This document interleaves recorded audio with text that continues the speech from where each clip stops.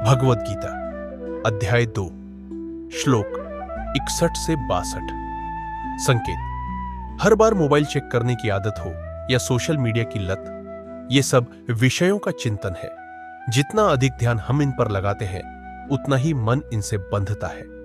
असली स्थिरता तब आती है जब हम ध्यान को दिशा देते हैं, न कि बिखरने देते हैं। श्लोक 61। तानि सर्वाणि संयम्य युक्त आसीत मत्परः वशे ही यस्येन्द्रियाणि तस्य प्रज्ञा प्रतिष्ठिता। हिंदी अनुवाद: जो व्यक्ति अपनी सभी इंद्रियों को संयमित कर लेता है और मन से मुझे भगवान समर्पित होकर स्थिर रहता है, उसकी बुद्धि सच्चे अर्थों में स्थिर मानी जाती है। श्लोक 62। ध्यायतो विषयान् पुंसः संगस्ते शुपजायते संगात संजायते कामः कामात् क्रोधोऽभिजायते। हिंदी अनुवाद: जब कोई व्यक्ति बार बार भौतिक विषयों, इच्छाओं का चिंतन करता है तो उनसे मोह, लगाव उत्पन्न होता है। मोह से कामना जन्म लेती है और कामना के अधूरी रह जाने पर क्रोध पैदा होता है। तात्पर्य संक्षेप में: इंद्रियों पर नियंत्रण ही बुद्धिमानी की असली पहचान है। जब हम विषय वासनाओं का लगातार चिंतन करते हैं तो मन उनसे बंधता चला जाता है। यही बंधन आगे चलकर इच्छा, फिर क्रोध और अंततः मानसिक अशांति का कारण बनता है।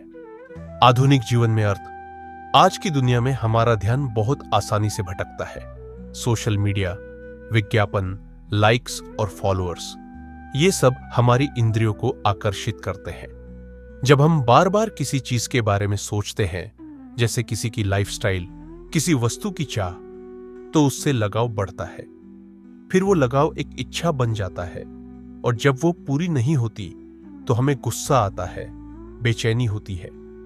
श्री कृष्ण समझा रहे हैं कि जो व्यक्ति अपनी इंद्रियों को काबू में रखता है, वही सच्चे अर्थ में स्थिर बुद्धि वाला होता है। यही अभ्यास आज के समय में भी शांति और मानसिक मजबूती की कुंजी है। अब श्री कृष्ण बताएंगे कि यह क्रोध कैसे आगे चलकर विवेक को पूरी तरह नष्ट कर देता है। अगले श्लोक में जानिए कैसे एक साधारण सोच विनाश की ओर ले जा सकती है। अगले श्लोक के लिए जुड़े रहें और गीता ज्ञान का लाभ लें। सब्सक्राइब करें ताकि यह अनमोल ज्ञान भीड़ में गुम न हो जाए।